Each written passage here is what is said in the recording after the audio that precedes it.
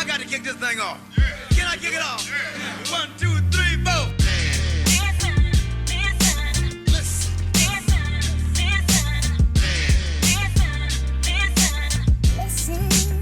Ladies and gentlemen, listen.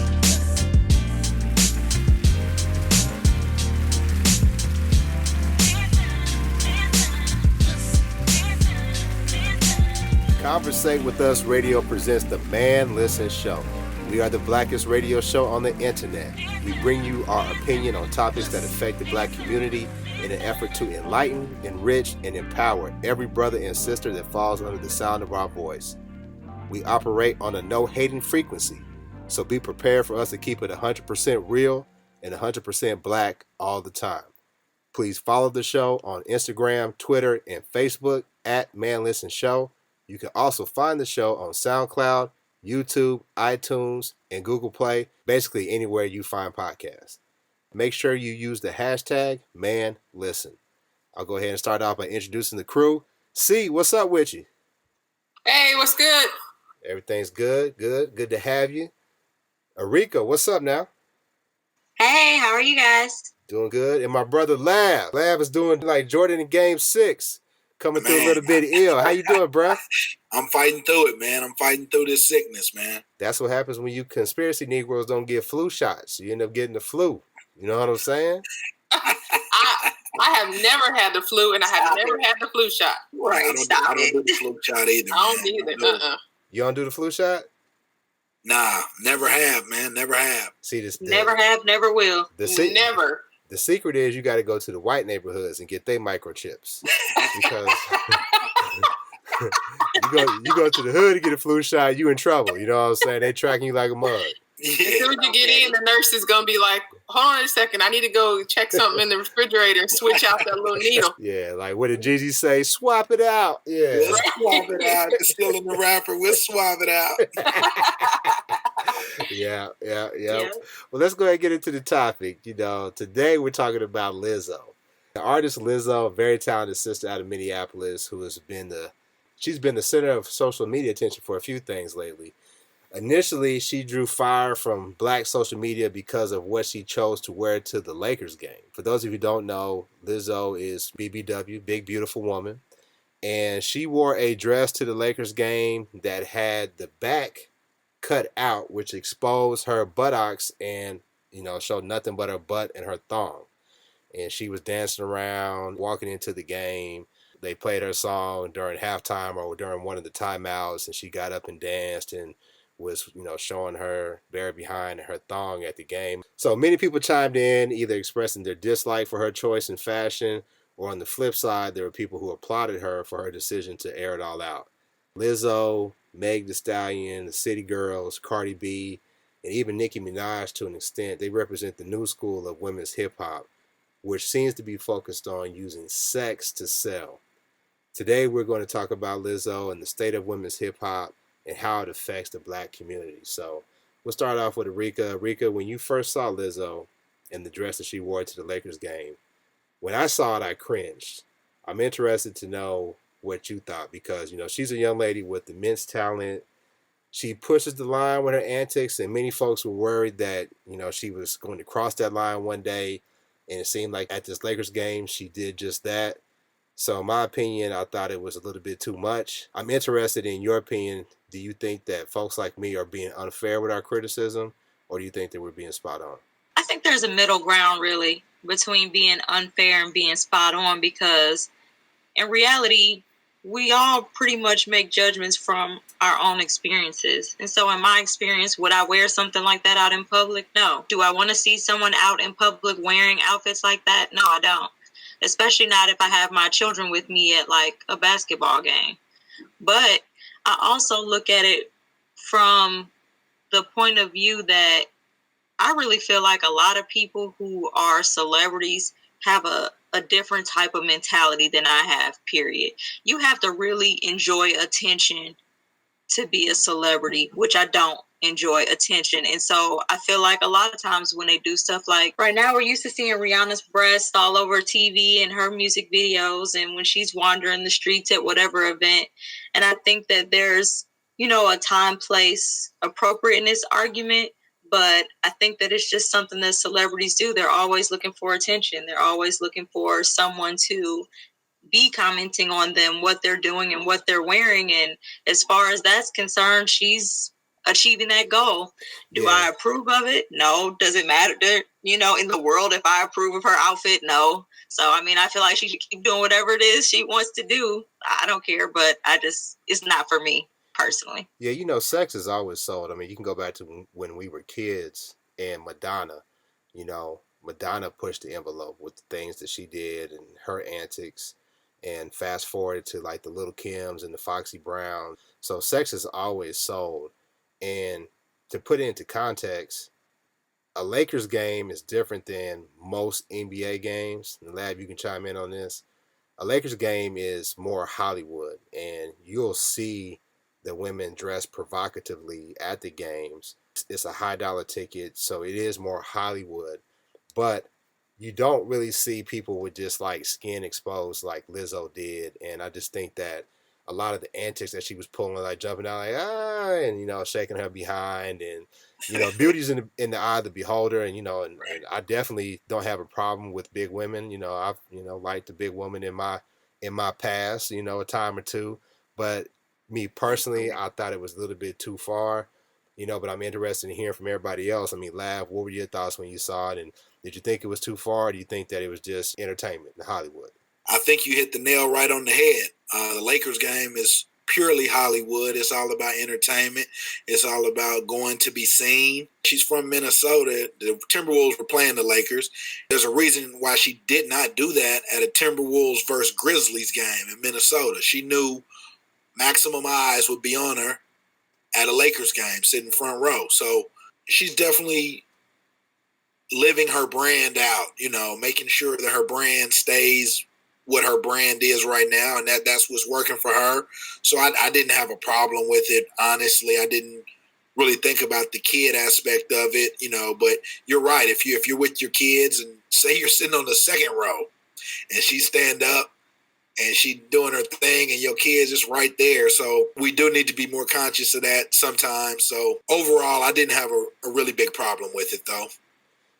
See, we often talk about health and doing the right things to prolong our health, eating right, working out, and by no means do I want to come off as somebody who is shaming somebody for being overweight. I've battled obesity for a long time. I'm doing the best that I can right now.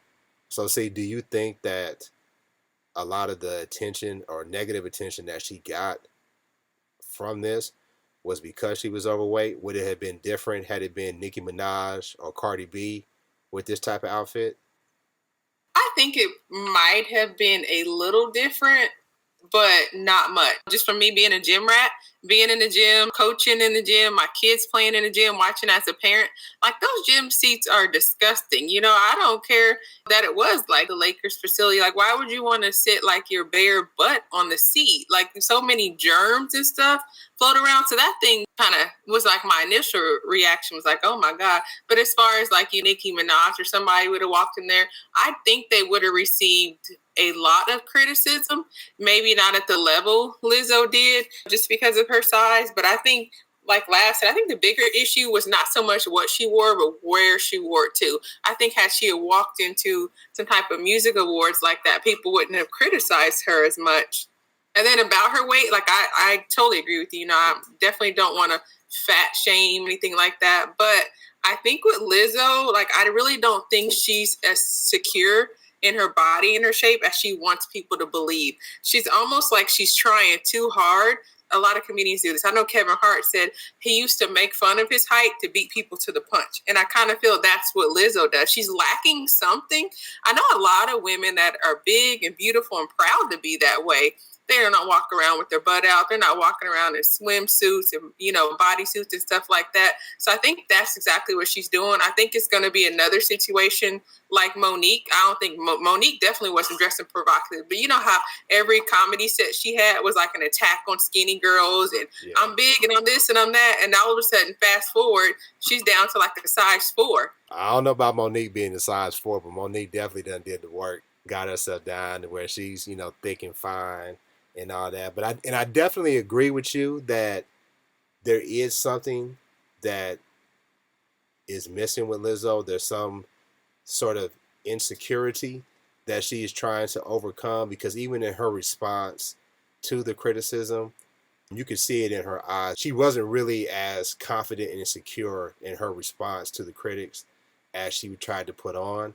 But I think that there's just a level of competition that she has to keep up with the current trend of hip hop. I mean, you look at Meg Thee Stallion, you look at Cardi B, you look at Nicki Minaj, and what do they call the City Girls? The City Girls. Period. Yeah, the City Girl, the City Girls. Period. You know, they're all more petite women, curvaceous women, and more typical of what you would consider to be a sex symbol. And I think that that is part of what's driving women's hip hop today. And it's a big part of this conversation that I wanted to have, because it seems like that's all you hear from women in hip hop if you listen to the radio. There used to be balance in how women were portrayed, and that's what we talk about often, how we want balance in the media. We want balance in movies. And, you know, I'm not trying to get on my high horse and come down on women's hip hop. Back in the day, like I said before, we had Lil' Kim and we had Foxy Brown, and there were other rappers, you know, female rappers or women rappers who pushed the envelope. But we also had Queen Latifah. We also had MC Lyte. We also had Lauryn Hill. Balance was present. Why do you think that balance is missing now? I don't know necessarily that it's totally missing. I mean, like young lady Rhapsody. Yep. Rhapsody's dope. She spits. I like her a lot. And I did too. She's dope. Yeah, she really is. She really is. So they have that, but I think that starting with like Lil' Kim and Foxy Brown, it's just continued a trend. So, you know, Latifah, Light, all them were really a generation before Kim and all those. So everything is just since them, and I think people saw that sold, and they were like, "Wow," you know, because boy, I had that Lil' Kim poster on my dorm room. You know what I mean? I had it on my dorm room wall, straight up. Yeah. But ever since then, I think it's just progressed, and I think what validated them back then, Kim came out with Biggie, you know, so it was like Big was this Big Papa player, and that was like, this is my girl. It was like the Bonnie and Clyde thing. And then similar to when Foxy came out, she did a couple songs with Jay. Then she was in The Firm. Yeah, she came out with Y'all Boys Jay. Y'all Boys. Yeah. and then you look at Trina, you know, she came out with Trick. Yeah. And so everybody was like this Bonnie and Clyde thing. And so I think once that progressed and women were able to basically get deals on their own and be at the forefront of their own, they didn't necessarily need that guy to kind of put them on or whatever. But the whole sex sales thing is just continued to just push the envelope further and further and further. I started thinking though, like if you watch Love and Hip Hop, any of them, some of them are rappers, but they strippers too or whatever. So at the heart of it, the dancers, they're hustlers at their core. And so they just trying to get to the bag. And they like, man, if I can rap a little bit, I don't even got to be that talented. But if you're going to buy my music, if you're going to play my music, I'm going to do that. And I think that's what a lot of it has to do. They know sex sells, and they trying to get that money. You know, that's a good point. And you're right. It was as if the women in hip-hop needed a male to co-sign them. I think maybe the only person that didn't need that was Light. Like MC Lyte came out and like she was the feature. But and maybe Latifah, but I think Latifah still had like Naughty by Nature. Yeah. You know, but I just Flavor Unit, whatever. Yeah, the Flavor Unit, yeah. But I just remember like Rage. She was with Death Row. Mia X. These were women, Aretha, that could flow. You know what I mean? And you as an artist, I'm sure you appreciate it. These are women that went hard and were like toe to toe, blow for blow with the other rappers, the men on the albums. And they weren't talking about sex. You know, they were like talking about real stuff. It wasn't just sex. Because as an artist yourself, you know, somebody who writes poems, and go ahead and shout out your book, shout out your new book that's coming out. Shout it out real quick. My new book, Diabolical Tales of Woe, is available now. So everybody go check it out. If you like scary stories, you're going to love it. So I mean, so as an artist, what do you think about women who just primarily focus on sex, sex, sex? What's your opinion on that? Ooh, I think it's kind of complementary to the type of music that the men their age are putting out. I don't think we really respect the whole sex, sex, sex thing any more than we respect the drugs and killing people thing. It's like they have a very limited range of topics to talk about. And it seems like the generation of artists in the music industry are less inclined to show off their intelligence and more inclined to show off their physical assets or what they deem to be popular characteristics. So I think that most of these artists are more concerned with being trending topics. Like with Lizzo, she's more concerned with getting attention than they are with longevity or respect for being a lyricist or something like that. Like from our generation, if you weren't deemed a lyricist, that was hurtful. Right. Like people used to work hard to be deemed a lyricist or to be, this album got to be a classic. Right. I don't think they care about that. 5 mics on the source. You know what I'm saying? If you wasn't, if you didn't get at least 4 mics, people weren't buying it. You weren't buying it. If you could hang in the basement, you was over it. Right. But and now it's like, I don't know if nobody is out there looking up to Da Brat and Mia X and, people who are actually rapping about other things besides sex, but I think it's just easier. I think that a lot of the music today is just easy. They make sounds instead of words that make sense or, rhyme words without having the sentence make sense. It's like they're not trying to put that finishing coat on it to make it a quality piece of work. They're just trying to put out something that's going to catch the current wave so that they can ride on it and be in the trend. And then once the trend changes, they'll change too. And, once somebody decides that skinny jeans and Percocets isn't popular anymore, I guess they'll all start doing something different. The way it's trending, whatever's next is going to be super destructive because you look at gangster rap and how it affected our generation. And now you look at the stripper culture and the whole drug culture, which is terrible, horrible in what it's doing, what it's doing to our youth. I'm fearful of what's next. But just a reminder, family, we need you to follow the show on all platforms. Please spread the word about the show. Instagram, Twitter, SoundCloud, YouTube, iTunes, and everywhere else you listen to podcasts. At Man Listen Show is the handle. We appreciate your support. See, do you think this type of music from women, the current crop of women in hip hop, is problematic? I mean, to me, it's hard to listen to unless I'm in the right setting. I have 3 daughters, so I definitely am not bumping that. I mean, there's a lot of music, not just by women, but there's a lot of music that I just can't listen to as a dad with my daughters. Even though they're older and grown, I just don't feel right listening to pop that what with my kids in the vehicle. I was more of a fan of, like I said, the Mia X's and the Yo-Yos and Lauryn Hill, Rod Digger, Lady of Rage. That was more my speed. I didn't discriminate in terms of, I wasn't sexist or chauvinistic in terms of the hip hop that I listened to. But hardcore lyricism, like Erika said, is just gone. But am I being too patriarchal with my opinion on this? Is it really problematic, or do you think I'm just being an old fuddy-duddy? I definitely think it is problematic just because our culture is so influential. But first thing we got to do is stop mixing up rap with hip hop, because there's a lot of rappers out these days, but there's not a whole lot of people doing hip hop. So I definitely think, I almost feel like they need like a separate category from it. Like Erika said, now all you got to do is just have a hot beat and your words got to rhyme and then you got to hit.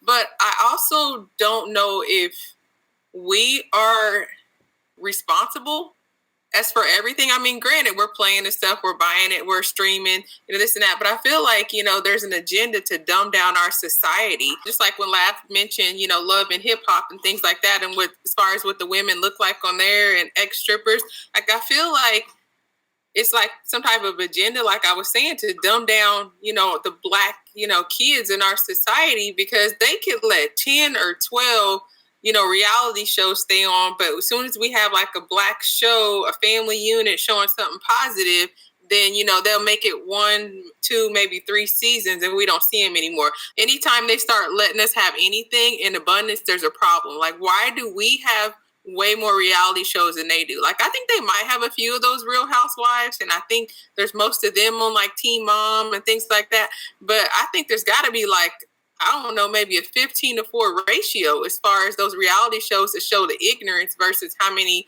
that you see white. And I think that's the same way with music. What gets radio play? The record labels that are owned by white Jewish older men, like who are they signing? Who are they putting out? You got like a lot of conscious rappers are out here, but they're just not getting the deals and they're not getting the singles played on the radio like everybody else. Well, I definitely think that you're making a strong point. We talk about just recently in the news, the kid Juice WRLD, talented rapper out of Chicago. He died. He was trying to transport allegedly a good amount of weight of marijuana into Midway, into Chicago. And when the police detained them, he took a bunch of pills and basically had a seizure and died right on the spot. And it's been well known that the record labels have been known to keep artists drugged up, doped up, and anything that these rappers do, if the label did not want it to happen, it wouldn't happen, because they are invested in making money off of these kids. And I think that these artists are definitely puppets from the labels, and they're kept doped up. And the type of imagery that we see, whether it be the stripper culture, whether it be the drug culture, I don't really have a problem with the stripper culture. I mean, I keep it real. I keep it real. I have we're not gonna do. I have partaked in a strip club or two in my time, but quit bringing up old stuff. I used to participate last month. Nah, it's been a little bit, but yeah, it's been a few months. But a few months. Cass ain't dying from lap dances unless she got some unless she got something really wrong. She got something really wrong with her. You know what I'm saying? But we definitely are dying from the dope, the Percocet, all that crap. People like Future. I talked about my thoughts on Future. Yeah, he makes some dope beats, some dope music, but he's the biggest sellout that we got because he's pushing this mind frame onto our kids. So I think we got to be fair with our criticism and make sure that we're not, like I said, being too patriarchal, wagging our fingers at the sisters and saying, y'all need to cover up, when we're not necessarily calling out these dope heads that are having a worse effect on the community. I mean, yeah. Lab, what you think?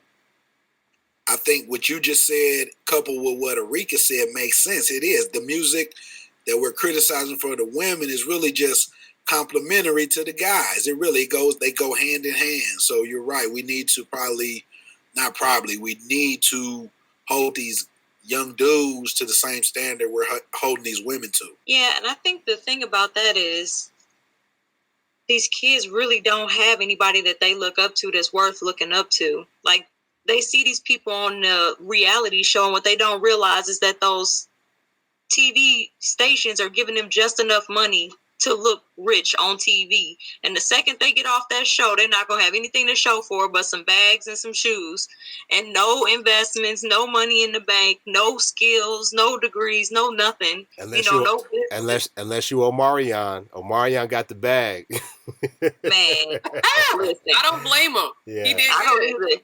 Yeah. But how many of them are really doing that though? Right. Yeah, how many of them got that ice box?